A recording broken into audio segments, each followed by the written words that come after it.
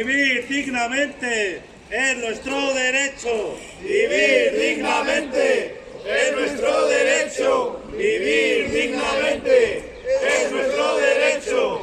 Vivir dignamente es nuestro derecho. Udan murrizketek izoztuta uzten gaituzte. 6 hilabete igaro ondoren, urte honen hasieran eskatu zuten larrialdiko laguntza jasotzen hasi dira familiak. Herriko familia guztiei eta haien beharrei erantzuteko nahikorik bideratu ez denez, tokiko gobernuak argi utzi du eskaerak ukatu edo zenbatekoak murriztuko dituela. Kontsignatutako kredituen existentziaren arabera eta onartutako aurrekontuan kontuan hartuta. Gobernu taldeak iaz ezarritako murrizketez gain, murrizketa berri batzuk aurkeztu ditu. Arartekoaren ebazpenek zalantzan jarri dituztenak. Barakaldon, prekaritate eta pobrezia egoerak eragotzen diren bitartean, gobernu taldeak erabaki du udaleko gizarte zerbitzuak ez handitzea eta premiazko baliabiderik ez izateari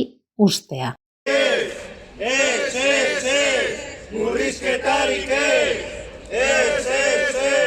Murrizketarik ez!